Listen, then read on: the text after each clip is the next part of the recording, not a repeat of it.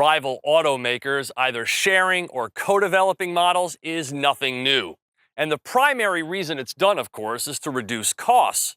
For instance, right now you've got BMW and Toyota working together on a sports car, Mercedes-Benz and Infiniti sharing platforms. The list goes on and on. Which brings me to this week's subject, the 2017 Fiat 124 Spider, the Italian-flavored Mazda Miata. More than 170,000 124 Spiders were sold in the U.S. from 1968 to 1985, and today there are nearly 8,000 still registered here. Reviving the storied nameplate for a new generation of drivers, Fiat turned to the roadster Cracker Jacks at Mazda. 75% of it derives from Japan, where it's assembled, but the motor comes from Italy, as does its heritage styling.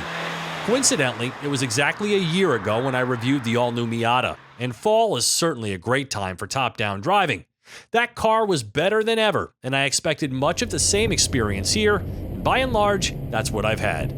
Contrasting my fully loaded Miata tester is this Spider Classica, the base-level trim, priced from $25,990, including destination. Optionally, this car comes with the Technology Collection, adding this 7-inch display audio system with voice commands, music apps, and a backup cam. But despite what this button says, no navigation. It can be installed by the dealer, however. This grouping also includes keyless enter and go, bringing the total price to $27,285. Settling into the car can be a little challenging for the big and tall, in part because the seats are not height adjustable. Even my knees are right up against it, and the backrests are too narrow at the shoulders. Furthermore, my preferred driving position leads to some lower back discomfort on longer trips. The soft top is very easy to lower and raise right from the helm, with just a couple of latches to operate in each direction, and a small windscreen aids in keeping the cabin a turbulent-free and conversation-friendly place. You can comfortably hang your arm on the door, and the 6-speed manual clutch combo is a short-throw, low-effort delight with gearing perfectly suited for an engaging yet not overly taxing experience. Working between second and fourth on the twisty roads gives you plenty of engine with which to play. And in fact, it's this high-revving motor which provides the biggest distinction between the Spider and the Miata. It's Fiat's own award-winning 1.4-liter Turbo 4, outputting 160 horsepower and 184 pound-feet of torque at a relatively low 3,200 RPM.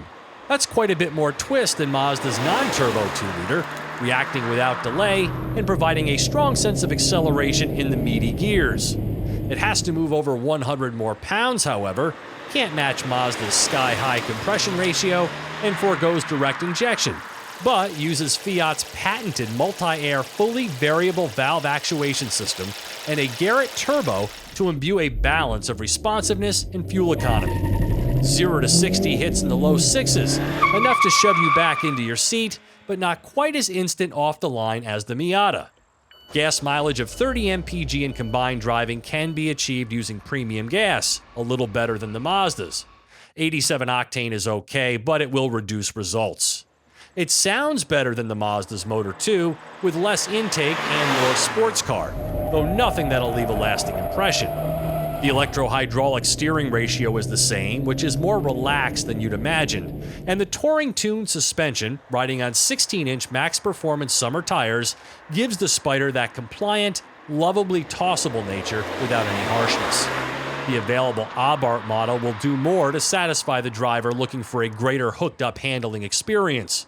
Rather, this Classica is about weekends with the wind in your hair, a country road to carve, and enough storage space to get away for a few days. Just like the Miata, the Spider epitomizes uncomplicated roadster fun. It's not overly engineered, so the driver retains the leading role. And its toy car dimensions harken back to the glory days of open-air motoring. On a beautiful fall day like this, it doesn't get much better. But what the Fiat does add is a little more engine and the coolness factor of owning an Italian sports car. When it comes to ownership, I prefer to have a car with some exclusivity, and there will be far fewer of these running around than Miatas.